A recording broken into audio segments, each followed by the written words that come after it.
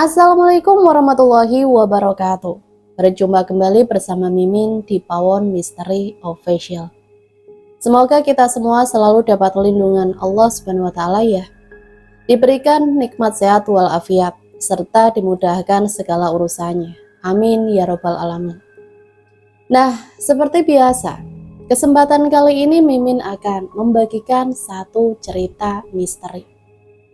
Cerita kali ini tentang sebuah dendam dari jabang bayi yang terlarang. Nah, seperti apa sih ceritanya? Mari kita mulai.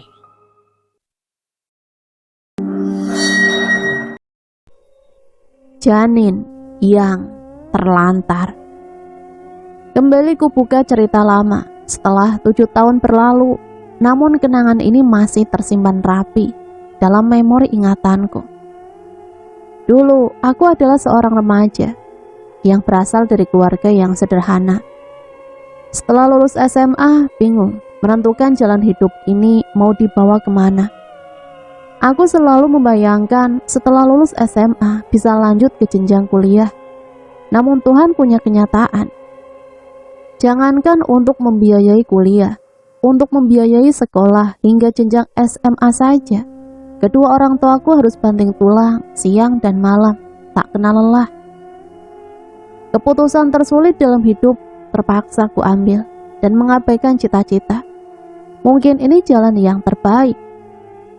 Akan sangat berdosa jika aku bersikap egois, memaksakan keinginan untuk kuliah kepada orang tuaku yang sudah tua, namun masih terus bekerja semata-mata hanya untuk membiayai diriku dan kedua adikku. Dengan berat hati, ku tepiskan angan untuk merasakan bangku kuliah. Ku bulatkan tekad untuk mencari pekerjaan, agar bisa membahagiakan dan meringankan beban kedua orang tua. Motivasi dan prioritasku sekarang adalah membahagiakan kedua orang tua dan meringankan beban mereka. Cukup sudah mereka selama ini bekerja keras. Sekarang aku bertekad menggantikan tanggung jawab mereka untuk membiayai sekolah kedua adikku. Hal pertama yang aku lakukan adalah mencari info lowongan kerja, baik secara online maupun offline, dan kutemukan kabar lowongan kerja dari halaman Facebook. Aku segera mencatat alamat pabrik yang sedang membutuhkan karyawan. Meski aku belum pernah memiliki pengalaman bekerja, tapi apa salahnya mencoba? Kalau diterima ya rezeki, kalau tidak diterima, aku bisa mencari lowongan pekerjaan yang lainnya. Bu, besok tolong bangunin pagi ya bu. Memangnya mau kemana kamu Rin? Mau ke kantor polisi bu, ngurus surat-surat buat melamar kerja di pabrik. Oh iya, besok ibu bangunin. Ya sudah kalau begitu, kamu istirahat saja sana, sudah malam. Ibu tersenyum kecil kepadaku sembari melipat baju, duduk di bilik bambu tua beralaskan tikar. Aku masuk ke kamar, duduk di kursi usang menghadap meja belajar.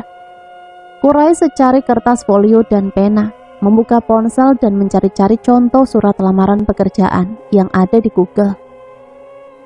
Kusalin contoh surat itu ke atas kertas. Selesai menulis surat lamaran, aku pun pergi tidur. Rumah kami yang sederhana hanya memiliki 2 kamar, jadi aku harus rela tidur sambil berdesak-desakan dengan kedua adik perempuanku di atas tempat tidur sempit dengan kasur kapuk yang tak lagi empuk. Pagi ini saat terbangun, aku sudah mencium wangi aroma masakan ibu. Entah apa yang sedang dimasaknya, aromanya begitu harum dan membuatku seketika merasa lapar. Setelah mandi, sarapan pagi sudah tersedia di meja. Hanya nasi goreng dengan bumbu ala kadarnya dan lauk tempe goreng. Sesederhana ini menu sarapan kami. Namun entah mengapa masakan ibu selalu terasa nikmat. Selesai sarapan, aku pergi mengurus berkas-berkas yang diperlukan untuk memenuhi syarat melamar kerja. Kulirik jam di pergelangan tangan kanan, menunjukkan pukul 9 siang. Kurasa masih ada waktu untuk mengirim surat lamaran pekerjaan ini ke pabrik yang ingin kumasuki. Dengan motor butut hasil dari kerja keras bapak, aku menuju ke pabrik sepatu yang berada di daerah Gedangan. Sidoarjo. Dan benar saja, di dinding pagar pabrik itu tertempel, bertuliskan lowongan kerja dengan huruf yang sangat besar. Kuparkir motor bututku di depan gerbang pabrik. Dengan sedikit ragu, melangkahkan kaki menuju pos satpam. Permisi, Pak, maaf, saya mau melamar kerja. Oh iya Mbak, mana surat lamaran pekerjaannya? Ini Pak. Jawabku sambil menyodorkan amplop berisi surat lamaran. Baik, silakan Mbak pulang dulu, nanti tunggu panggilan interview di rumah ya. Oh iya Pak, terima kasih Pak. Mbak, ini surat lamarannya sudah dikasih nomor telepon. Sudah Pak. Oh, ya udah. Terima kasih Pak, permisi. Jawabku sambil pergi meninggalkan pabrik itu. Masih ada 3 surat lamaran pekerjaan di tasku dan rencananya akan kusebar ke tempat lain.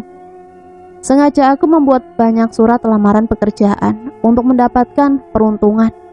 Berharap dari banyaknya surat lamaran yang telah kutulis, ada satu yang berkenan mempekerjakanku di perusahaannya. 3 hari berlalu, usahaku membuahkan hasil. Hari ini aku mendapatkan panggilan kerja di pabrik sepatu yang berlokasi di Gedangan, Sidoarjo. Dengan semangat kupersiapkan segala sesuatu, keperluan untuk memulai hari pertama kerjaku. Semalam sengaja tidur lebih awal agar pagi ini tidak terlambat. Aku harus berangkat pagi karena jarak yang ditempuh cukup jauh. 2 jam dengan mengendarai motor. Satu persatu dari kami karyawan baru di interview. Saat tiba giliran, aku sedikit gugup. Bismillahirrohmanirrohim. Gumamku lirih sambil merapikan baju dan memperbaiki penampilan. Pintu HRD berdenyit saat kudorong. Tampak seorang perempuan muda dan cantik. Ia tersenyum ramah dan mempersilahkanku untuk duduk. Dia menanyakan beberapa pertanyaan.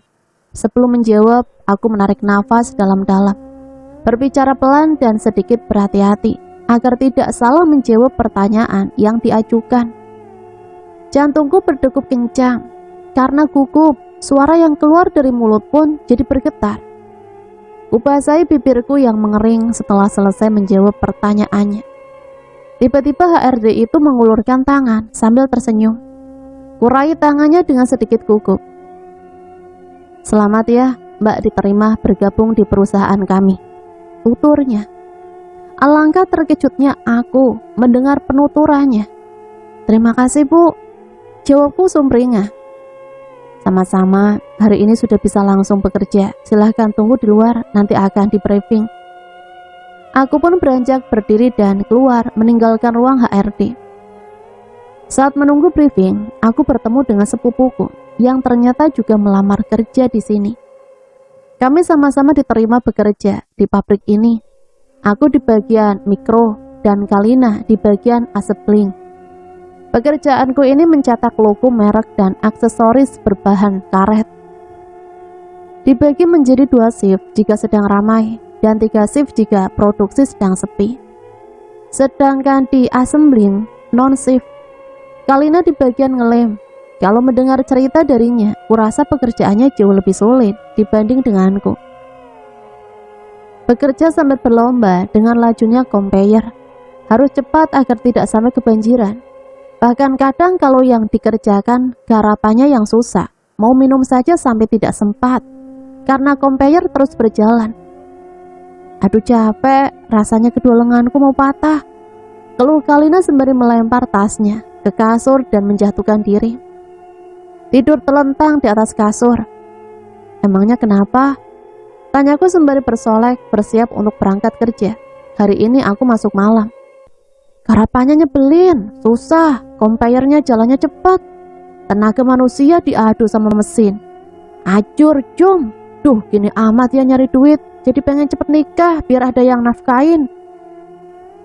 Aku tersenyum sambil melirik Kalina saat mendengar ucapannya yang terdengar menggelikan.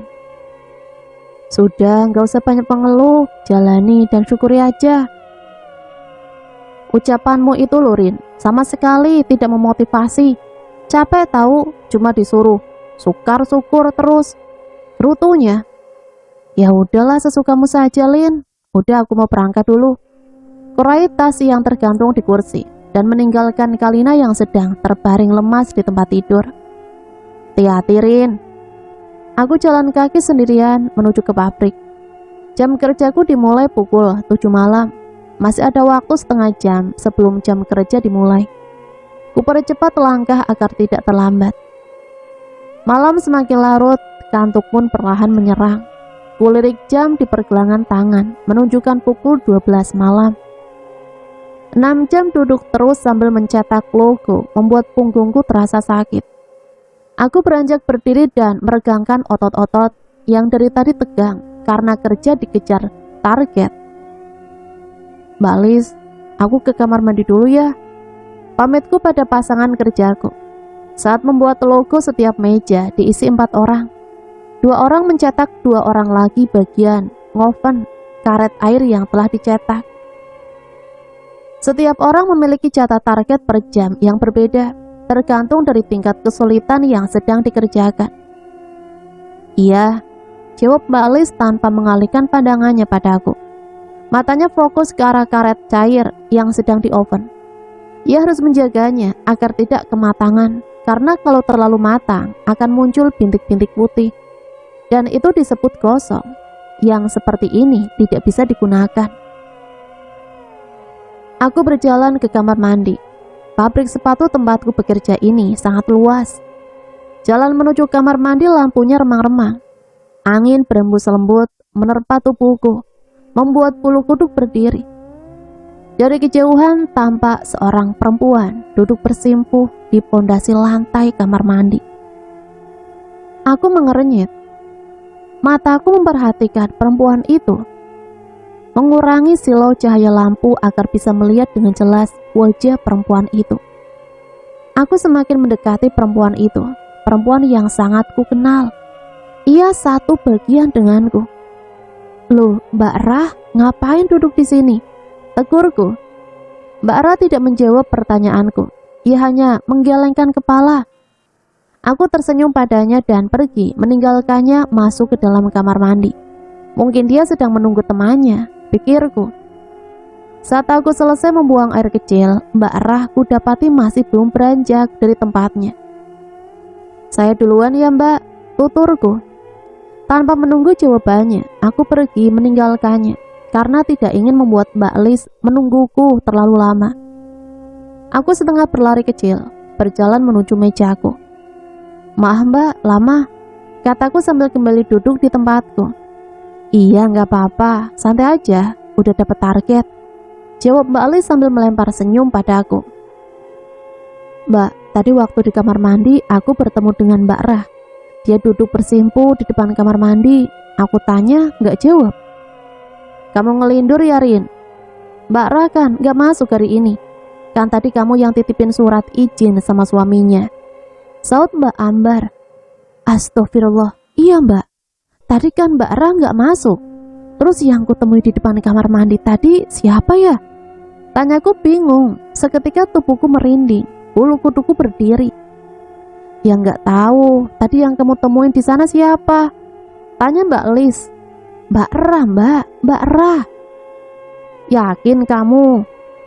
Yakin Mbak, orang tadi juga sempat aku tanyain kok. Dan wajahnya jelas itu Mbak Rah. Sudah, jangan dibahas lagi. Kalian ini enyel-enyelan kayak baru pertama kali mengalami kejadian seperti ini saja. Ungkap Mbak Endah mengakhiri perdebatan kami. Loh, memangnya kenapa Mbak En? Kalian bertiga memangnya pernah mengalami hal seperti ini? Tanyaku penasaran. Nanti saja pas pulang aku ceritain. Ganti ngomongin yang lain aja. Kami pun mengganti topik pembicaraan, ngobrol sambil bekerja untuk menghilangkan rasa kantuk. Pukul 3 dini hari, kami istirahat 1 jam untuk tidur. Kerja shift malam seperti ini sangat berat kurasakan. Ternyata bekerja di pabrik tak semudah yang kubayangkan. Mbak Lis, aku penasaran dengan kejadian semalam. Tolong ceritain dong, pintaku saat kami berjalan pulang. Kebetulan kami searah. Pabrik itu angkerin, sudah banyak karyawan yang dihantui di pabrik itu. Dulu Mbak Endah juga pernah ngalamin hal serupa denganmu. Saat di kamar mandi, dia ngaku bertemu denganku. Diajaklah ngobrol, tapi sosok yang menyerupaiku hanya diam saja. Karena hanya diam, sama Mbak Endah, sosok itu digendeng, ditarik, diajak balik ke pabrik.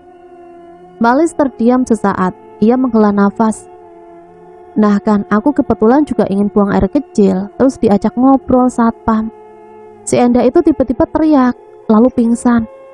Setelah sadar, pas ditanya, dia kaget pas melihatku sedang ngobrol dengan satpam. Dia nengok melihat orang yang digendeng, ternyata orang yang dikira aku adalah kuntilanak. Hi, kok serem sih Mbak? Ya emang, pabrik ini angker. Banyak sekali karyawan shift malam yang mengalami kejadian horor dan ditakutin hantu. Dulu si Jainal yang ngeracik warna juga pingsan di gudang gara-gara ditakutin hantu kepala buntung. Terus aku sendiri juga pernah, meski tidak menampakkan diri, tapi diganggu dengan suara-suara cekikikan kuntilanak dan matras di gudang yang bergerak sendiri. Ih, serem Mbak. 2 tahun yang lalu di Mikro punya pengawas yang galak banget, namanya Pak Jauri. Selain membentak, dia kadang juga mukul Rin. Lalu Pak Jaurinya sekarang di mana Mbak? Apa dipecat? Selaku, dia sudah meninggal kecelakaan pas pulang kerja hujan lebat. Dia nekat pulang memakai jas hujan ponco.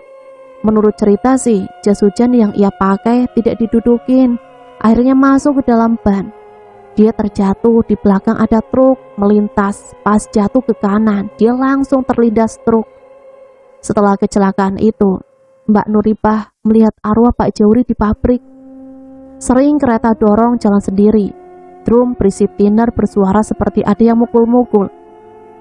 Pokoknya banyaklah kejadian-kejadian aneh, horor. Mendengar cerita Mbak Lis, seketika tubuhku bergidik, merinding. Aku tidak menyangka kalau pabrik sepatu tempatku bekerja adalah pabrik angker. 4 bulan sudah aku bekerja di pabrik ini. Lama-lama aku terbiasa dengan rutinitas ini. Meski terasa berat di awal, namun alhamdulillah aku mampu bertahan dan mampu melewati segala cobaan.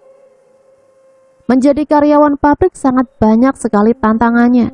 Selain jam kerja 12 jam, juga harus menghadapi karyawan yang sudah jauh lebih lama bekerja. Menjadi karyawan baru, aku sering mendapat perlakuan yang tidak mengenakan dari rekan kerjaku. Diketusin, disuruh-suruh dengan nada bicara yang tidak enak didengar telinga, dipentak, dan masih banyak lagi.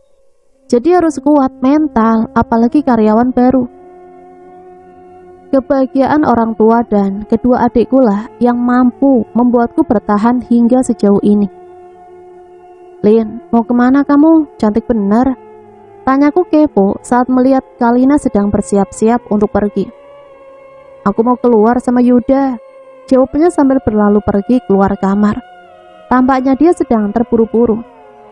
Kalina memang sering keluar dengan pacarnya, namun beberapa hari ini tingkah Kalina tampak aneh. Aku ingin bertanya padanya, namun aku takut dikira terlalu ingin tahu dengan kehidupannya. Kadang aku khawatir dengannya. Beberapa hari ini dia tampak sering murung dan melamun. Aku duduk sendirian di depan TV. Meski malam minggu dan besok libur, aku enggan untuk keluar. Rin, sudah makan belum? Tanya tante yang baru saja pulang kerja. Rini sudah makan tante, jawabku sambil menghampirinya dan mencium tangannya. Tante mau Rini siapin makan? Nggak usah Rin, tadi tante sudah makan kok sama teman tante. Kalina di mana? Kok nggak kelihatan? Kalina pergi keluar Tan, baru aja berangkat 10 menit yang lalu. Anak itu selalu keluyuran dan pulang tengah malam. Omel tante Mirna. Apa dia pergi sama pacarnya? Waduh, maaf tante, Rini nggak tahu. Tadi Rini di kamar waktu Kalina berangkat. Ya udah, tante masuk dulu mau mandi.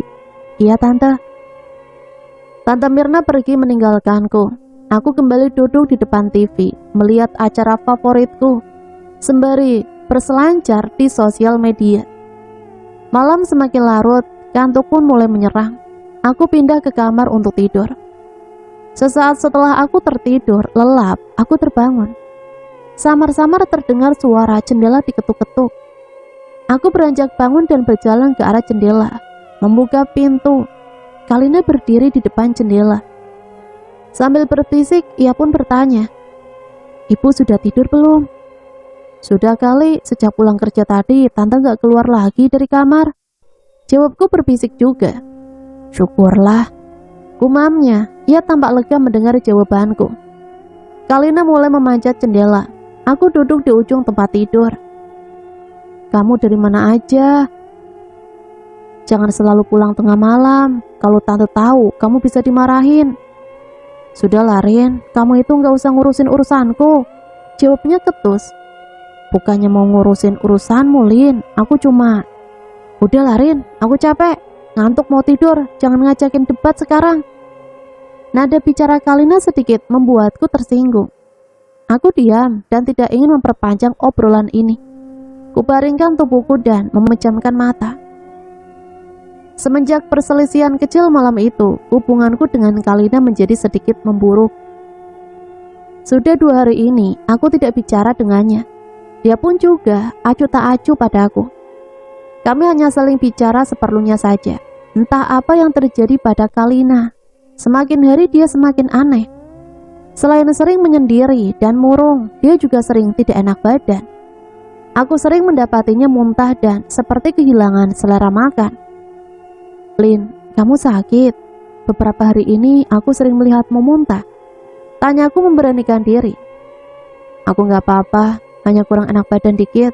Udah ya, aku berangkat duluan," jawabnya sambil beranjak dari meja makan. "Tungguin, bareng." "Aku bareng sama temen, mau diajak nyari barang dulu," jawabnya sambil berlalu pergi. Aku menghela nafas dalam-dalam sambil melihatnya pergi. Selesai sarapan, aku pun kembali masuk ke kamar mengambil ID card yang masih tertinggal di sana. Aku lupa meletakkannya di mana. Ku angkat buku novel yang tergeletak di dalam laci. Siapa tahu benda itu tertindih. Bukannya ID yang kutemukan, namun barang lain yang justru membuat jantungku nyaris berhenti berdetak.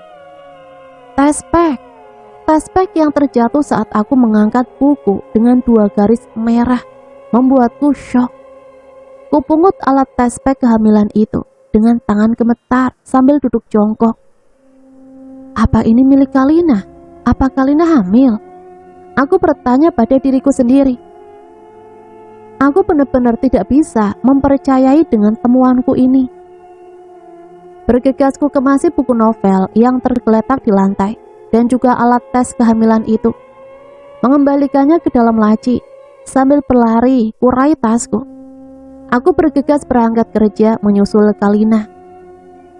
Sesampainya di pabrik, aku pun ditahan satpam karena tidak memakai ID card. Untuk bisa masuk, aku harus meninggalkan tanda tangan di buku pelanggaran. Aku ingin menghampiri Kalina. Aku ingin meminta penjelasan padanya. Langkahku menuju tempat Kalina terhenti setelah aku pikir-pikir ini bukan waktu yang tepat dan tempat yang pas untuk menanyakan hal penting itu. Dia pasti akan malu jika ada yang mendengar percakapan kami. Kuurungkan niatku menemuinya. Aku berbalik arah dan menuju mikro. Sambil menunggu bel masuk, aku duduk-duduk di depan gedung mikro bersama dengan beberapa teman kerjaku. Kegaduhan terjadi di depan gudang mikro. Salah seorang karyawan mikro mengatakan kalau baru saja ada karyawan yang mengalami pendarahan dan sekarang dilarikan ke klinik pabrik. Banyak yang penasaran, tak terkecuali aku. "Mbak En, kenapa sih?" "Itu Rin, ada anak assembling mengalami pendarahan, sepertinya sedang hamil." "Namanya siapa?" "Kurang tahu, itu tadi maknya yang cerita. Tadi pas balik dari kamar mandi, gudang assembling ramai gara-gara ada yang pingsan pendarahan." "Kasihan sekali Mbak, semoga tidak keguguran." "Iya Rin, kalau sampai pendarahan ya sudah pasti keguguran Torin." Perbincangan itu pun kami akhiri dan kembali bekerja. Di jam istirahat di saat aku ingin pergi ke kantin, tiba-tiba tante menelponku. "Assalamualaikum tante." "Waalaikumsalam Rin." Jawab tante sambil terisak. Tante kenapa? Tante nangis. Rin, nanti kalau pulang kunci rumah tante taruh di bawah pot ya. Iya tante. Emang tante Mirna pergi kemana? Tante kenapa nangis, Tan? Tanyaku panik mendengar suara tante yang terisak menahan tangis. Tante ada di rumah sakit, nungguin Kalina. Udah dulu ya, tante gak bisa ngobrol lama-lama. Loh, Kalina kan belum sempat selesai ucapku. Tante Mirna sudah mematikan ponselnya. Kira-kira Kalina kenapa ya? Dia sakit apa? Tanyaku dalam hati. Jangan-jangan yang tadi pagi bikin heboh di pabrik itu si Kalina. Sepulang dari bekerja, rumah tampak sepi. Sepertinya Tante Mirna belum pulang. Ku cari-cari kunci yang dikatakan Tante Mirna tadi via telepon. Setelah menemukan kunci rumah, aku bergegas masuk, membersihkan rumah dan mandi. Aku mulai mengkhawatirkan keadaan Kalina dan juga Tante Mirna. Dari tadi tak ada kabar dari mereka. Apa lebih baik aku telepon Tante Mirna aja ya? Gumamku lirih. Kurai ponselku yang tergeletak di atas meja. Suara operator sedang menghubungkan panggilanku. Aku menunggu teleponku diangkat. Halo Rin. Akhirnya Tante Mirna mengangkat teleponku. Assalamualaikum Tante, bagaimana keadaan Kalina? Aku mau jenguk Tan. Rini boleh kan nyusulin Tante ke rumah sakit? Iya Rin, boleh. Tante juga butuh teman. Stres Tante sendirian di sini. Iya Tan, Rini segera ke sana. Tante sudah makan belum? Tante mau dibawain apa? Bawain baju ganti sama selimut aja Rin. Jangan lupa sekalian bajunya Kalina ya. Siap Tante. Ya udah, Rini matiin dulu teleponnya. Mau siap-siap. Iya Rin, hati-hati di jalan ya. Iya Tan, assalamualaikum. Aku bergemas membungkus pakaian Tante Mirna dan Kalina, bergegas pergi ke rumah sakit dengan ojek. Sesampainya di rumah sakit, aku mencari Tante Mirna di ruang rawat mawar. Ku telusuri lorong rumah sakit. Sesampainya di ruang mawar, terlihat Tante Mirna sedang duduk di kursi tunggu. Ia tampak frustasi. Segera ku hampiri Tante Mirna yang terduduk lemas bersandar di tembok. Ia tampak kusut dan lelah. Matanya bengkak, mungkin terlalu banyak menangis. Tante, sapaku sambil memegang pundaknya. Rin, gumam Tante. Tangisnya seketika pecah saat melihatku. Memelukku dan menangis terisak. Ku belai pundak Tante Mirna. Sudah Tante, jangan menangis lagi. Bagaimana kabar Kalina Tan? Dia sakit apa? Kalina sudah mencoreng muka Tante Rin. Dia sudah melempar kotoran ke wajah Tante. Tante malu Rin. Tuturnya sambil terisak. Ucapannya sedikit terbata-bata karena menangis sesegukan. Memangnya Kalina kenapa Tan? Kalina hamil Rin. Astagfirullahaladzim. Kalina. Terus sekarang keadaan Kalina bagaimana Tante? Tadi di pabrik karyawan pada heboh, katanya ada yang pingsan pendarahan. Tapi Rini gak tahu kalau itu Kalina. Iya Rin, gak apa-apa. Tante juga belum tahu keadaan Kalina. Tante belum masuk ruangan. Tante takut Rin. Tante takut kalau tidak bisa nahan emosi dan malah menghajar Kalina. Jawabnya sambil menangis dan kembali memelukku. Ya udah Tan, ayo kita lihat sama-sama bagaimana dengan janin Kalina Tan. Kalina keguguran. Tadi saat pabrik menelpon HP Kalina, ngabarin janinnya masih tertinggal di pabrik. Terus Tante disuruh ngambil. Terus udah Tante ambil? Enggak, Tante enggak ambil, biarin aja. Tante malu. Biarin aja janin itu di sana. Ya udah kita lihat Kalina aja dulu. Ayo Tan, ajakku sambil membantunya berdiri. Semenjak kejadian itu, Kalina berhenti bekerja. Sepanjang hari dia hanya berdiam diri di rumah dan mengurung diri di kamar. Suasana rumah pun tak semenyenangkan dulu. Tante Mirna juga lebih sering diam dan melamun. Meski dia sering menyembunyikan kesedihannya, namun aku masih bisa melihatnya dengan jelas. Janin Kalina dibiarkan di pabrik, tidak diambil. Dari desas-desus yang beredar di kalangan para karyawan, aku mendengar janin Kalina dikuburkan di dekat bak sampah oleh OP. Hatiku teriris mendengar kabar itu. Malang sekali nasib calon keponakanku. Dia tidak berdosa, tapi harus menderita karena orang tuanya. Hari ini aku masuk shift malam, masuk jam 11. Jam 10 malam, aku sudah sampai di pabrik. Sepertinya aku berangkat terlalu cepat, karena belum ada satu karyawan pun yang datang. Aku duduk sendirian di depan gedung mikro, di depan kompresor. 10 menit kemudian datang Mbak Endah, Nilam, Mbak Sari, dan seorang mekanik Pak Harnowo. Mereka semua bergabung denganku, duduk di depan gedung mikro karena pintu gudang masih terkunci. Saat kami sedang asik ngobrol dan bercanda, sesuatu yang entah apa terjadi. Mesin kompresor tiba-tiba menyala dengan sendirinya, padahal Pak Handowo belum menyalakan mesin itu. Sontak kami semua kaget dan terheran dengan menyalanya mesin kompresor itu. "Pak, mesinnya sudah sampai nyalain?" tanya Mbak Endah. "Belum, pintu gudangnya saja masih digembok. Bagaimana cara nyalainnya? Kan saklarnya di dalam. Kok bisa ya, hidup sendiri?" Pak Harnowo terheran. Ia berdiri dan mendekati mesin kompresor itu. Saat didekati oleh Pak Harnowo, mesin kompresor itu pun mati dengan sendirinya. Kami semakin terheran dan penasaran. Aku beranjak berdiri dan ikut mengamati mesin kompresor. "Oh, ini loh penyebabnya," tutur Pak Harnowo sambil menunjuk ke arah mesin. "Apa, Pak?" "Lihat saja sendiri." Mataku terbelalak. Aku tidak percaya dengan penglihatanku ini. Seketika bulu kuduku berdiri.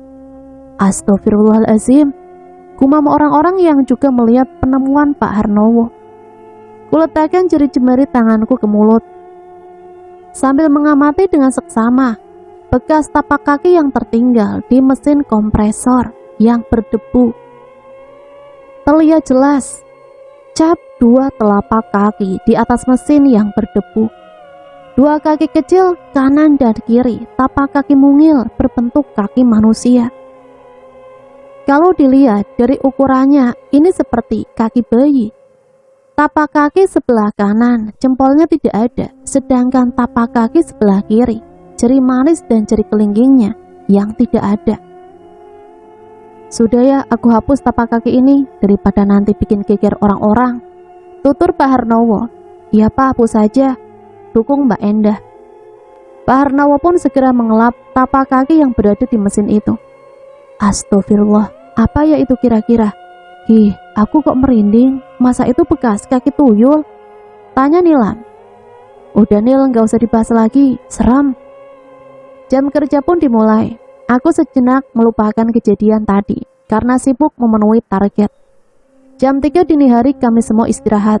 Semua karyawan bubar mencari tempat masing-masing untuk tidur. Aku terbangun dari tidurku karena kaki digigit nyamuk. Nyawa belum terkumpul. Samar-samar aku mendengar suara bayi menangis. Kubuka mataku dan mendengarkannya baik-baik suara itu. Di kegelapan aku melihat sesuatu bergerak. Ia berjalan semakin mendekat. Saat sosok itu terkena cahaya lampu, alangkah terkejutnya aku. Dan syoknya aku melihat sosok anak kecil berdiri. Matanya melotot seakan-akan ia marah. Tubuhnya mungil seukuran boneka bayi dengan kulit merah. Sosok itu menatapku tajam, penuh amarah.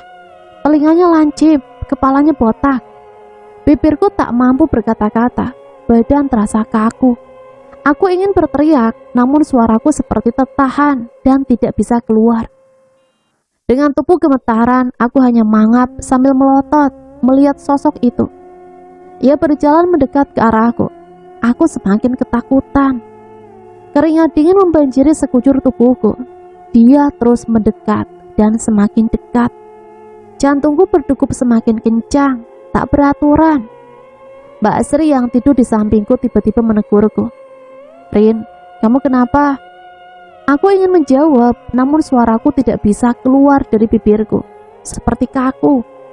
Aku hanya bisa menunjuk ke arah sosok bayi yang menakutkan itu. Lalu aku tak sadarkan diri. Saat terbangun, aku sudah berada di klinik pabrik. Mereka menyuruhku istirahat dan pulang jika aku sudah merasa baik. Aku ditinggal sendirian di dalam klinik. Bulu kuduk seketika berdiri. Kupenamkan kepalaku ke dalam selimut. Aku takut. Terdengar suara-suara aneh seperti benda jatuh. Suara seperti diketuk-ketuk. Aku terdiam dalam selubung rasa takut, berdoa sebisanya. Tiba-tiba pintu klinik dibuka. Ku intip dari balik selimut. Tampak beberapa orang masuk ke dalam dengan gaduh sambil menggotong seseorang. Jenal, Pak Harnowo, dan Satpam meletakkan seorang perempuan yang pingsan di sebelahku. Aku tetap diam, memperhatikan dan mendengarkan mereka dari balik selimut. Ini gimana? Tanya Zainal. Gimana apanya?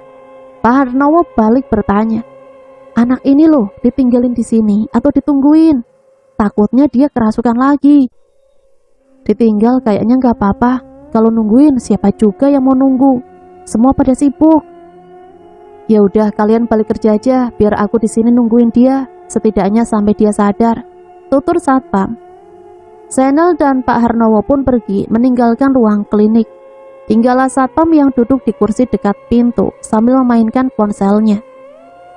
Pintu klinik berdenyit. Malam Pak, sapa seorang pria. Edit. Ini kopinya Pak. Mereka kenapa Pak? Yang sebelah kiri tadi pingsan, yang kanan habis kerasukan. Kerasukan Pak? Iya Dit, tiba-tiba ngamuk, teriak-teriak, tingkahnya kayak anak kecil. Gak nanya nomor togel Pak, tanya Adit sambil tertawa. Boro-boro nanya nomor togel, orang diajak ngomong aja susah. Nangis terus, sambil teriak-teriak, gelendotan, meluk tiang. Kalau dilihat dari tingkah lakunya, kayaknya anak kecil. Kemarin aku juga ditakutin setan kecil Pak, gak tahu apaan. Kayak tuyul, segede boneka, tubuhnya merah, mata melotot. Duh, serem banget lah Pak pokoknya. Jangan-jangan bayi bajang itu Dit. Ingat gak beberapa hari yang lalu, Tarno, OB, nguburin janin karyawan yang keguguran karena gak diambil. Iya Pak ingat, tapi masa sih Pak janin keguguran bisa jadi hantu?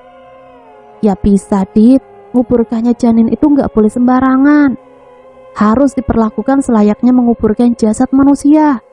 Ditempatkan di tempat yang layak seperti kuburan, lalu didoakan. Kalau dikubur sembarangan kayak ngubur bangkai tikus ya, dia marah dan gentayangan. Anak mana sih Pak yang kemarin keguguran? Anak asembling. Oh gitu, janinnya kok ya ditinggalin ya? Gumam Adit sambil menghela nafas. Mungkin dia mau ngambil malu. Kemarin udah ditelepon, ibunya yang ngangkat telepon. Sudah disuruh ngambil janin yang tertinggal di klinik, tapi sampai sekarang juga nggak kesini. Ibunya malah kaget pas disuruh ngambil janin. Orang tuanya sepertinya tidak tahu kalau anaknya sedang hamil. Kalau benar seperti itu, kasihan sekali janin itu. Iya Dit, janinnya juga sudah besar, sudah berbentuk bayi. Begitulah mereka membicarakan saudaraku. Hati ini sakit mendengar hal buruk tentang Kalina. Namun aku tidak bisa berbuat sesuatu seperti membantah apa yang telah diucapkan mereka. Mungkin semenjak kejadian itu di pabrik sering terjadi hal-hal ganjil. Banyak yang diganggu, terlebih mereka yang shift malam. Karena seringnya karyawan yang diganggu makhluk halus, pemilik pabrik sampai mengundang biksu untuk mendoakan pabriknya. Sementara karyawan mengadakan doa bersama. Di rumah pun Kalina menjadi lebih pendiam dan sering mengurung diri di kamar. Pacar yang selalu dibanggakan pun tidak pernah sekalipun datang menjenguk setelah kejadian itu. Dia meninggalkan Kalina begitu saja. Tante Mirna pernah menelpon Yuda untuk meminta pertanggungjawaban darinya. Namun Yuda terang-terangan menolak permintaan Tante Mirna. Tante juga pernah bertanya alamat rumah Yuda pada Kalina, namun sia-sia saja. Saat aku dan Tante Mirna mendatangi rumah Yuda dan Tante membicarakan permasalahan yang sedang dihadapi Kalina pada keluarga Yuda, bukannya mendapatkan tanggapan baik, kami malah dicaci habis-habisan oleh orang tua Yuda. Bahkan dengan teganya menuduh Kalina hamil dengan orang lain, sambil membentak dan melontarkan kata-kata kasar. Ibu Yuda mengusir kami dari rumahnya. Sekarang tidak ada lagi yang bisa kami lakukan. Tante Mirna menanggung semuanya sendirian. Ia tetap memaafkan Kalina dan menanggung rasa malu. Sebesar itu cinta seorang ibu untuk anaknya. Tidak peduli seberapa besar kesalahan anaknya, ia tetap memaafkan. Meski ia harus kehilangan muka, kehilangan kehormatan, harga diri, dan menjadi bahan gunjingan tetangga, ia tetap membela anaknya, tetap berusaha tegar untuk anaknya. Kini Tante Mirna lebih memperhatikan Kalina. Sepulang bekerja dia menemani Kalina, mengajaknya ngobrol, dan selalu meyakinkan Kalina bahwa semua akan baik-baik saja. Memberi dukungan pada Kalina agar bisa melewati cobaan yang berat ini. Semenjak dia keluar dari rumah sakit, dia sering histeris, mimpi buruk, tidur pun seperti tidak tenang. Dia sering menangis, mungkin beban mentalnya sangat berat. Pernah aku membujuknya untuk sedikit berbagi beban yang ia pendam selama ini. Lin, sudah, jangan sedih terus. Aku tahu ini berat untukmu. Ikhlaskan bayimu. Dia insya Allah sudah tenang di surga. Kelak dia akan menjadi penuntunmu di akhirat. Kalina hanya diam, menangis. Yang sabar ya Lin. Kalau kamu mau cerita, aku siap menjadi pendengar. Jika kamu tidak mempercayai Tante Mirna, kamu boleh mempercayai aku dan melepaskan semua keluh kesahmu padaku. Kataku sambil memeluknya. Aku takut. Suara Kalina terdengar parau. Begitulah kata pertama yang keluar dari mulutnya. Takut? Takut kenapa, Lin? Bocah itu terus mengikutiku. Jawabnya sambil gemetaran. Ia menggenggam erat tanganku. Matanya memutar ke segala arah. Bocah? Bocah siapa, Lin? Bocah bayi itu terus mengikutiku. Aku tidak suka dia terus menggangguku. Aku takut, Rin. Ucapan Kalina terhenti dan menangis. Dia ingin membalasku, Rin. Membalasmu? Memangnya apa yang sudah kamu lakukan? Saat aku bilang sama Yuda kalau aku hamil, Yuda marah, Rin. Dia tidak mau menikahiku. Dia bilang dia belum siap menikah. Yuda menyuruhku menggugurkan kandunganku. Astagfirullah, Lin. Berarti kejadian di pabrik itu memang sengaja kamu lakukan. Dia mengangguk. Saat aku mengetahui kalau aku hamil, aku panik dan membicarakannya pada Yuda.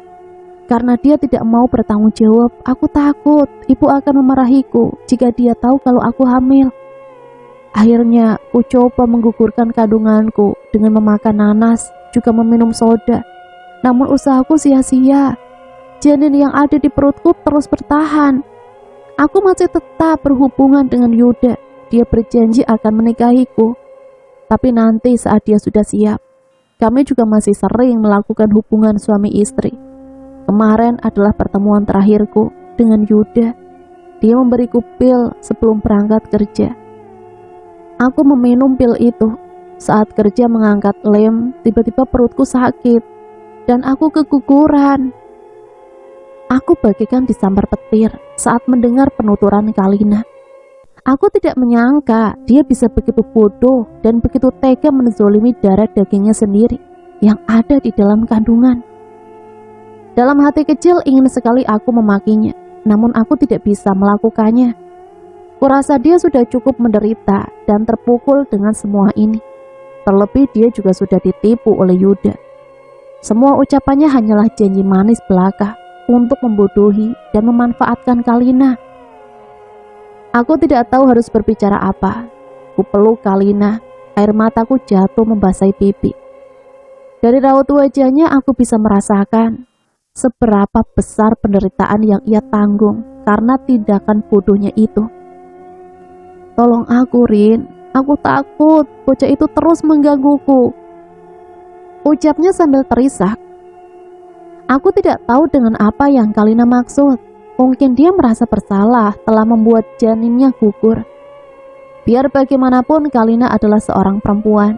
Dia juga seorang ibu. Pasti dia punya ikatan batin yang kuat dengan janin yang tinggal beberapa bulan dalam rahimnya. Ku coba menenangkan Kalina dan meyakinkan jika badai ini pasti akan berlalu. Tidak ada yang perlu ditakuti, semua pasti akan baik-baik saja. Sudah Lin, jangan menangis lagi. Lebih baik sekarang ayo kita sholat dan mendoakan anakmu. Kalina mengangguk setuju. Kami pun beranjak mengambil air wudhu. Kebetulan azan Isya sudah berkumandang. Kami sholat berjamaah. Kalina mulai mau keluar kamar. Setelah sholat, kami duduk di ruang tamu, melihat TV bersama tante. Untuk sesaat suasana hangat di rumah ini kembali terasa. Setelah sekian lama hanya sepi dan duka yang menyelimuti. Semakin hari perilaku Kalina semakin aneh saja. Emosinya pun sering berubah-ubah dengan cepat. Dia bisa tiba-tiba marah-marah sambil berteriak-teriak, melontarkan umpatan.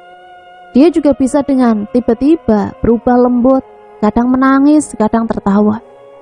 Aku dan Tante Mirna mengkhawatirkan emosi Kalina yang labil. Tante Mirna memutuskan untuk berhenti bekerja agar bisa lebih meluangkan waktu untuk Kalina dan bisa lebih memperhatikan Kalina. Hari ini alhamdulillah tidak ada lembur. Aku bisa pulang jam 3 sore. Mbak Evi, Mbak Endah, dan Nilam mengajakku mampir ke warung bakso dulu sebelum kami pulang. Aku membungkus 2 porsi bakso untuk Kalina dan Tante Mirna. Saat perjalanan pulang, dari kejauhan aku melihat Tante Mirna sedang berjalan dengan tergesa-gesa. Dia seperti sedang kebingungan. Dengan berlari kecil segera aku hampiri Tante Mirna. "Tante," seruku memanggilnya. "Rin, alhamdulillah kamu pulang nak. Bantuin tante mencari Kalina," ujar Tante Mirna panik.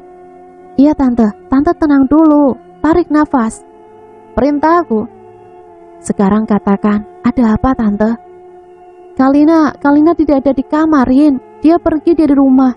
Tante khawatir Kalina kenapa-napa. Tadi sebelum pergi, Kalina sempat ngamuk. Tiba-tiba teriak-teriak sambil bilang, "Pergi kamu," gitu Rin.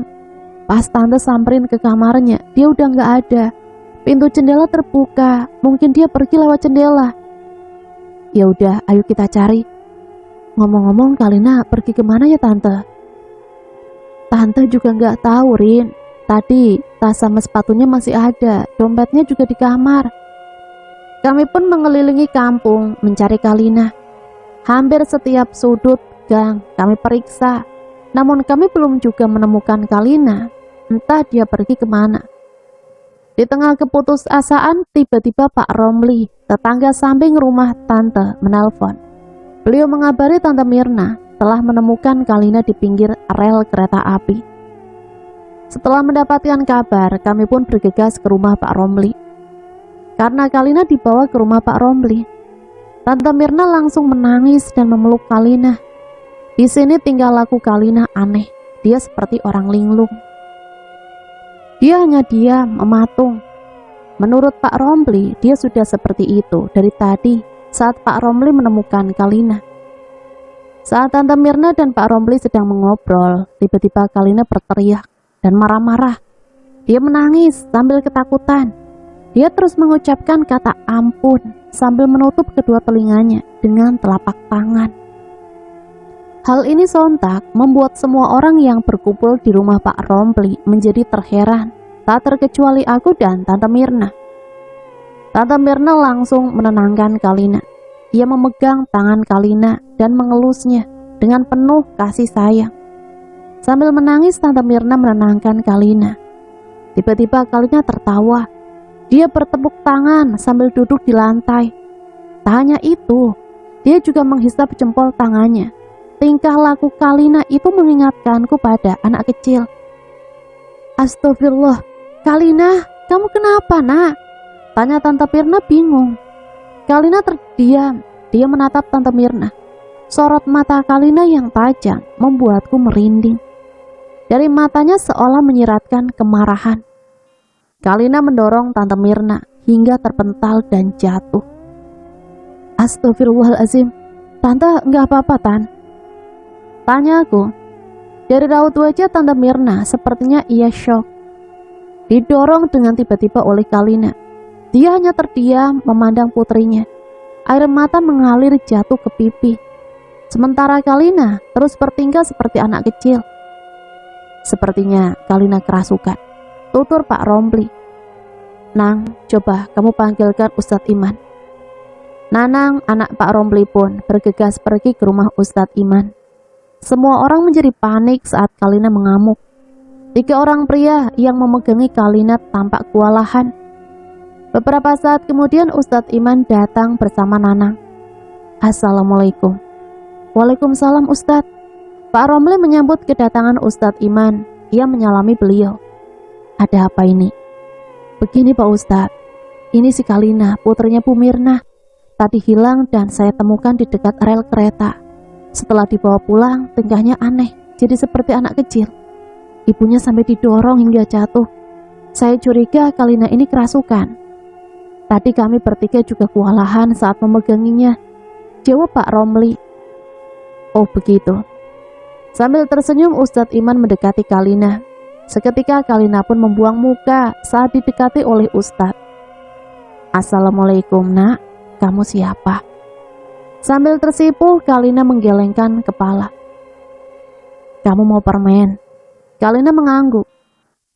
Nang, tolong belikan permen Nang, perintah Ustadz Iman. Ustadz Iman mengusap kepala Kalina. Kamu siapa? Ustadz Iman mengulangi pertanyaannya dengan lembut. Ibu. Gumam Kalina dengan kosakata yang sedikit susah dimengerti. Cara dia berbicara seperti anak yang baru belajar bicara. Nanang kembali dengan membawa 2 permen lollipop. Ia memberikannya pada Ustadz Iman. Kalina ingin meraih permen itu dari tangan Ustadz Iman. Tunggu sebentar. Setelah saya kasih permen ini, kamu keluar ya. Pergi ya, jangan mengganggu lagi. Kalina menggelengkan kepala. Jadi kamu tidak mau pergi. Kalau kamu tidak mau pergi dan tidak mau keluar dari tubuh ini, aku tidak akan memberikan permen ini padamu. Atau kamu mau saya paksa keluar?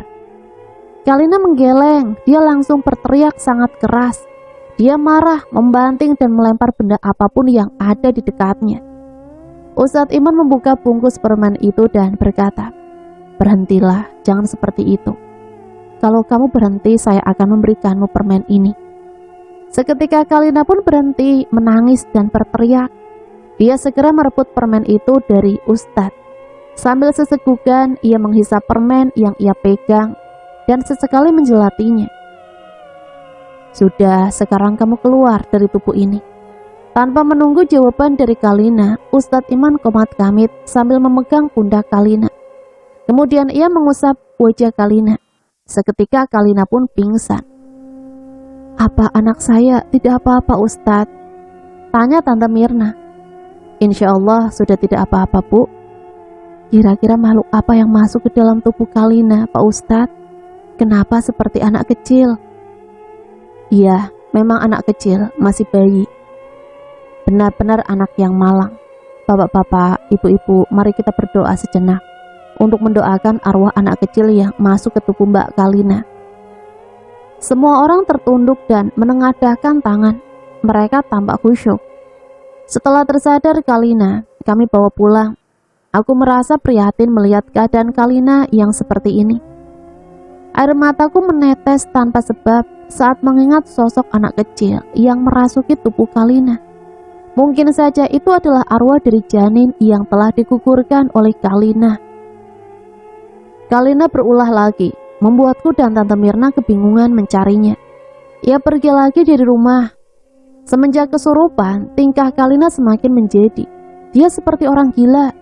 Sekarang bahkan dia tidak mengenaliku dan juga Tante Mirna. Laki-laki aku dan Tante keliling kampung mencari Kalina. Kami menemukan Kalina di ujung gang. Saat kami ajak pulang, dia menolak. Dia berteriak lalu menangis. Kami pun terpaksa mengajaknya pulang dengan paksa. Kondisi Kalina semakin memburuk. Selain tidak mengenali kami, dia juga sering menangis, tertawa, dan marah dengan tiba-tiba. Kalina juga ketakutan saat melihat anak bayi. Dia selalu marah dan menyerang pemuda yang lewat depan rumah. Nanang, anak Pak Romli, pernah dilempar vas bunga ketika lewat depan rumah kami. Aku membencimu, Yuda. Begitulah yang selalu dia ucapkan saat melihat pemuda seumurannya. Tante Mirna semakin kebingungan dengan tingkah laku Kalina yang semakin aneh. Pernah Kalina dibawa ke psikolog untuk menyembuhkan kejiwaan Kalina, namun sia-sia, tidak ada perubahan sama sekali. Teman Tante Mirna menyarankan kalau Kalina diruat. Hal itu pun dilakukan, namun tidak membuahkan hasil. Kondisi Kalina tetap seperti itu. Dia ketakutan tanpa sebab, selalu histeris saat melihat bayi. Suatu hari Ustadz Iman datang ke rumah kami. Ia mengatakan apa yang terjadi dengan Kalina itu adalah karma yang harus dia tanggung atas perbuatannya. Aku dan Tante Mirna sedikit bingung dengan penuturan Ustadz Iman. Maksudnya bagaimana, Ustadz? Tanya Tante Mirna. Begini Bu Mirna, mohon maaf yang sebesar-besarnya jika ucapan saya ini akan menyinggung dan menyakiti hati Bu Mirna. Kalina akan terus seperti ini, bahkan bisa lebih parah lagi jika dia tidak bertaubat. Apa yang terjadi dengan Kalina ini adalah buah dari perbuatan dosa yang telah dia lakukan. Kalina pernah menggugurkan bayinya dan sekarang bayi Kalina itu menuntut balas atas apa yang telah dilakukan Kalina padanya. Arwah janin Kalina menyimpan dendam. Dia akan terus menghantui Kalina. Lalu apa yang harus saya lakukan, Ustadz? Tolong saya, Ustadz. Saya tidak ingin melihat anak saya terus-terusan seperti ini. Saya ingin melihat anak saya sembuh. Saya tidak ingin melihat anak saya menjadi gila seperti sekarang ini. Tutur Tante Mirna sambil menangis. Besok datanglah ke kuburan janinnya Kalina, Bu. Doakan dia. Tapi Ustadz, saya tidak tahu janin itu dikubur di mana. Kalina keguguran saat di pabrik dan saya tidak mengambil janin itu. Rini, tahu Tante, janinnya Kalina dikubur di area pabrik dekat dengan tempat sampah. Astagfirullahalazim. Kalau benar seperti itu, kita harus memindahkan janin itu dan menguburkannya di tempat yang layak. Pantas saja janin itu marah. Dia sudah diperlakukan dengan sangat jahat. Janin juga makhluk Allah, Bu. Dia juga harus diperlakukan dengan baik. Apalagi kalau roh sudah ditiupkan roh. Misal usia di atas 4 bulan, maka harus diberi nama, dimandikan, dikafani, dan disolati. Lalu dikebumikan di kuburan. Selain itu juga wajib diakikohi. Setelah mendengar penjelasan Ustadz Iman kemarin, Tante Mirna pergi ke pabrik bermaksud untuk mengambil janin yang dikubur di dekat pembuangan sampah. Tante Mirna dibantu Satpam dan OP membongkar makam janin itu. Tante Mirna pun bergegas membawanya ke kuburan. Ia diantar oleh Om Heri, suami Tante Mirna yang baru pulang dari rantau Kalimantan. Mereka memakamkan janin itu selayaknya memakamkan manusia, dibantu Ustadz Iman. Janin itu diberi nama Rahmat. Sementara Kalina dikirim ke pesantren atas saran dari Ustadz Iman.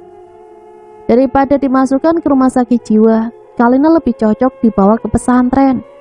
Selain disembuhkan penyakit jiwanya di sana, dia juga akan mendapat bimbingan agar dia bisa bertobat dan menebus semua dosa-dosanya. Jangan melakukan hal di luar batas. Pikirkan konsekuensinya. Saat ingin melakukan hal di luar batas, gunakan otakmu. Pikirkan tentang dampak yang akan terjadi. Selain masa depan yang rusak, kamu juga akan mendapatkan cemooh dan tekanan di masyarakat. Jika kamu sudah terlanjur melakukan hal itu dan hamil, cobalah untuk bertanggung jawab pada kesalahan. Jangan berniat menggugurkan kandungan. Janin yang kau kandung, dia tidak berdosa, dia tidak bersalah. Yang melakukan kesalahan dan dosa adalah dirimu sendiri. Jangan membunuh anakmu hanya karena keegoisanmu. Berzinah sudah dosa, jangan menambah dosa dengan membunuh anakmu sendiri. Jangan menjadi manusia yang derajatnya lebih rendah dari hewan. Bahkan harimau pun yang buas saja, dia tidak akan membunuh anaknya sendiri. Itulah sepenggal cerita yang bisa saya bagikan. Semoga cerita ini bisa kita jadikan pembelajaran ya. Ambil sisi positif dan buang jauh-jauh hal negatifnya. Sampai di sini saya pamit undur diri, mohon maaf apabila banyak salah kata. Sampai berjumpa kembali di cerita-cerita selanjutnya. Matur suwun, wassalamualaikum warahmatullahi wabarakatuh.